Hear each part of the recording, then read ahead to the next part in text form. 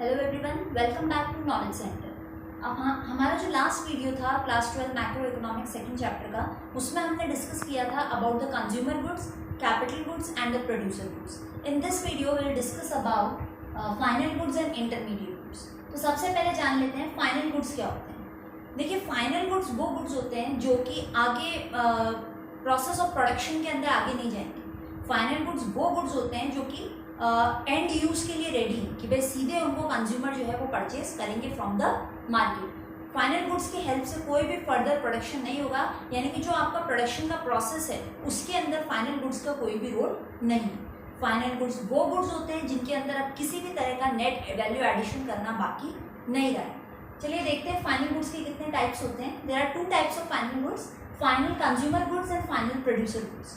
Name itself is suggesting. Final consumer goods कौन से होते हैं? वो गुड्स जिनको कि फाइनली कंज्यूमर परचेज करते ही कंज्यूम कर लेगा। Okay. And final producer goods कौन से होते हैं? जिनको कि प्रोड्यूसर परचेज करते हैं और उससे जो है वो अपने प्रोडक्शन के अंदर काम लेते हैं। Again I am repeating, final consumer goods यानी कि इनको परचेज करने वाले होते हैं consumers, and final producer goods जिनको कि परचेज करने वाले होते हैं प्रोड्यूसर्स। फाइनल प्रोड्यूसर गुड्स जो होते हैं वो प्रोड्यूसर के लिए एज अ फिक्स्ड एसेट का काम करते हैं, जिसको कि वो लॉन्ग रन में यूज करते रहते हैं।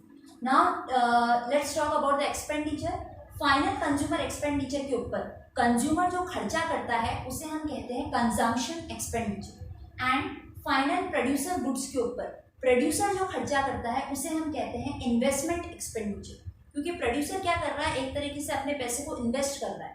मान लीजिए मैं एक प्रोड्यूसर हूँ और मेरी एक सोप बनाने की फैक्ट्री है, तो मैंने एक बड़ी मशीनरी जो है वो खरीद ली, तो वो एक तरीके से मेरे लिए जो है वो एक फाइनल प्रोड्यूसर गुड है, क्योंकि उसको मैंने खरीद के एज अ फिक्स्ड एसेट के रूप में इस्टेब्लिश कर दिया है और आने वाले कई सालों तक मैं जो है उसको यूज करूंगी। तो ये जो मेरा टाइप ऑफ एक्सपेंडिचर था as a producer on my fixed asset, that is known as investment expenditure. Now so हम कह सकते हैं कि एक्सपेंडिचर ऑन फाइनल गुड्स क्या होता है? Consumption expenditure plus investment expenditure, यानी कि कंज्यूमर ने जो खर्चा किया वो और प्रोड्यूसर ने जो खर्चा किया वो, हम दोनों को ही सम करके दोनों का ही टोटल जो लेते हैं उसको हम कहते हैं एक्सपेंडिचर ऑन फाइनल गुड्स। यानी कि दोनों तरह की जो फाइनल गुड्स है उन पर होने वाला एक्सपेंडिचर हमारा कहलाता है expenditure on final goods. One more thing which is very important, that only final goods are included in the estimation of GDP. जब हम जीडीपी की कैलकुलेशन करते हैं, यानी कि ग्रॉस डोमेस्टिक प्रोडक्ट, यानी कि पूरे साल भर में आपकी कंट्री के अंदर कितने गुड्स एंड सर्विसेज का प्रोडक्शन हुआ है, इसका जब हम एनुअल कैलकुलेशन करते हैं तो उसके अंदर हम सिर्फ और सिर्फ फाइनल गुड्स को ही इंक्लूड करते हैं। अब ओनली फाइनल गुड्स को क्यों इंक्लूड करते हैं ये हम थोड़ी देर बाद डिस्कस करेंगे। आइए पहले जान लेते हैं कि इंटरमीडिएट गुड्स क्या होते हैं। इंटरमीडिएट गुड्स वो गुड्स होते हैं जो कि फाइनल प्रोडक्शन की फाइनल स्टेज तक नहीं पहुंचे हैं। इनको या तो एज अ रॉ मटेरियल काम में लिया जाता है, यानी प्रोडक्शन के दौरान इन्हें काम में लिया जाता है, या फिर एक बंदा खरीदता है दूसरे बंदे को बेचने के लिए। जैसे कि मान लीजिए मैं प्रोड्यूसर हूँ और मैंने 100 बिस्किट के पैकेट बनाए, तो मुझसे होलसेलर ने खरीदा एंड होलसेलर जो है रिटेलर को सेल करेगा। तो होलसेलर के लिए ये जो बिस्किट थे ये इंटरमीडिएट गुड्स हुई, क्योंकि मैं प्रोड्यूसर हूँ, मुझसे लेने के बाद होलसेलर ने जो है रिटेलर को दे दिया। तो इंटरमीडिएट गुड्स कौन से गुड्स होते हैं? जो कि या तो as a raw material purchase किए जाते हैं, यानी फर्दर प्रोडक्शन के अंदर वो काम में लिए जाएंगे, उनसे फर्दर प्रोडक्शन किया जाएगा, उनको फिनिश गुड्स में कन्वर्ट किया जाएगा, या फिर वो रीसेल के लिए जो है परचेज किए जाते हैं। एंड इंटरमीडिएट गुड्स पर होने वाला जो हमारा एक्सपेंडिचर है, जो खर्चा है, उसे हम कहते हैं इंटरमीडिएट कंजम्पशन या फिर intermediate cost. Now they are not included in GDP. हमने बात की थी कि फाइनल गुड्स जो हैं उनको जब भी हम जीडीपी कैलकुलेट करते हैं तब इंक्लूड करते हैं, और इंटरमीडिएट गुड्स जो हैं उनको इंक्लूड नहीं करते हैं। अगर हम इंटरमीडिएट गुड्स को जीडीपी की कैलकुलेशन में इंक्लूड कर लेते हैं तब क्या हो जाएगा? Double counting error. Now what is this double counting error?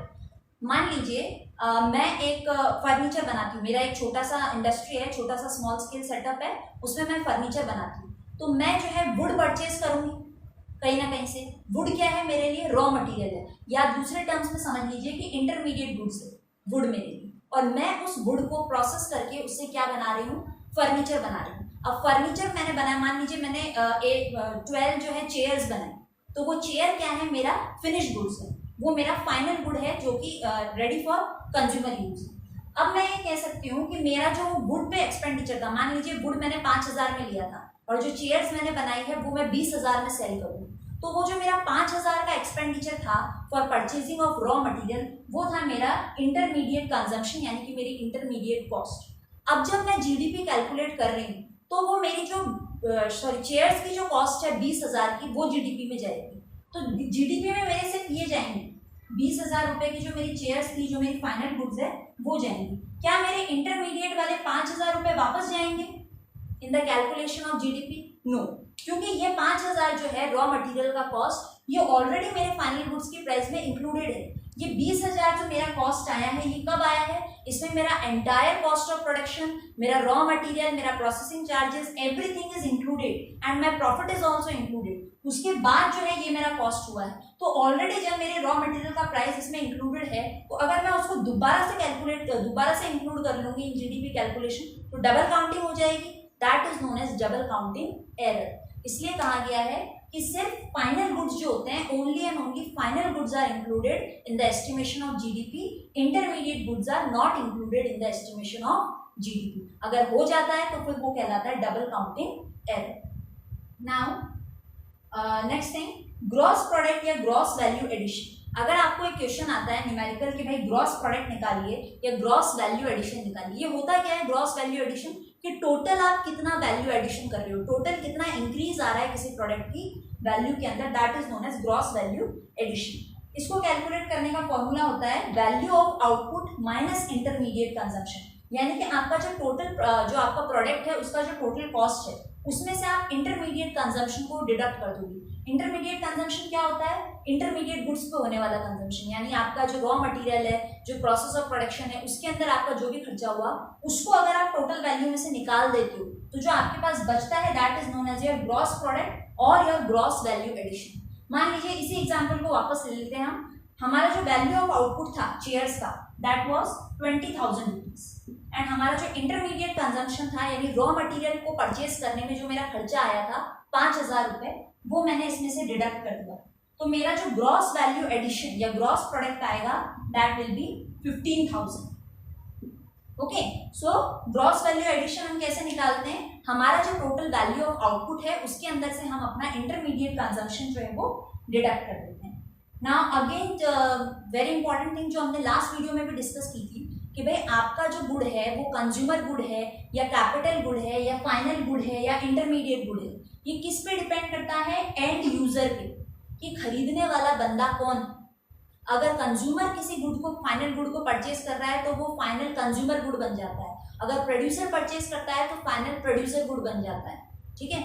और अगर मान लीजिए कोई बंदा खरीद रहा है, कंज्यूमर उसे खरीद रहा है और कंज्यूमर उसे कंज्यूम करेगा तो वो फाइनल गुड कहलाएगा। अगर कोई प्रोड्यूसर उसे खरीद रहा है एज अ रॉ मटेरियल ताकि उससे और ज्यादा उसको प्रोसेस करके प्रोडक्शन कर सके, फिनिश गुड में कन्वर्ट कर सके, तो वो आपका बन जाता है इंटरमीडिएट गुड। कहने का मतलब है कि चीज डिपेंड कर रही है कि यूजर, एंड यूजर कौन है, फाइनली में यूज कौन कर रहा है। जो यूजर है वो डिसाइड करेगा कि आपका गुड जो है कैपिटल की कैटेगरी में जाएगा, प्रोड्यूसर की कैटेगरी में जाएगा या फाइनल की कैटेगरी में जाएगा। Now consumption expenditure, one more important point. Consumption expenditure का मतलब क्या होता है? पहली बात तो कंजम्पशन करता कौन है? कंज्यूमर, उपभोक्ता। नाउ तो कंज्यूमर जो खर्चा कर रहा है परचेजिंग के ऊपर या अपने सेटिस्फैक्शन की बॉन्ड्स के लिए जो भी गुड्स एंड सर्विसेज वो खरीद रहा है, तो जो खर्चा वो कर रहा है that is known as consumption expenditure. अब कंज्यूमर जो है वो तीन हो सकते हैं, हाउस होल्ड भी हो सकते हैं जैसे कि हम सब लोग हैं, गवर्नमेंट भी हो सकती है एंड नॉन प्रॉफिट ऑर्गेनाइजेशंस भी हो सकती है। भाई हाउस होल्ड क्यों करता है एक्सपेंडिचर, हम खर्चा क्यों करते हैं? For the satisfaction of our wants. Similarly government क्यों कर रहा है एक्सपेंडिचर? फॉर डिस्ट्रीब्यूशन, नेशन में सिटीजन्स को जो भी गवर्नमेंट को इंपॉर्टेंट सेक्टर लगता है उसमें डिस्ट्रीब्यूशन करेगा। या नॉन प्रॉफिट ऑर्गेनाइजेशंस हैं, वो क्यों एक्सपेंडिचर कर रही है, वो क्यों परचेसिंग कर रही है? For giving the goods on charity. तो बेसिकली हम देखें तो तीन तरह के हमारे कंज्यूमर्स हैं, house hold, government and the non profit organisations. तो अगर हमें निकालना है एग्रीगेट कंजम्पशन एक्सपेंडिचर, यानी कि कंजम्पशन एक्सपेंडिचर पूरा एक टोटल यूनिट के रूप में पूरा ग्रैंड सम निकालना है हमें, एग्रीगेट कंजम्पशन एक्सपेंडिचर अगर हमें निकालने को बोला जाता है, तो हम क्या करेंगे? तीनों ही तरह के कंज्यूमर्स के एक्सपेंडिचर को ऐड कर देंगे, यानी कि we will be adding expenditure done by the households plus the expenditure done by the government plus the expenditure done by the non profit organisations. तो जो सम हमें मिलेगा that will be our aggregate consumption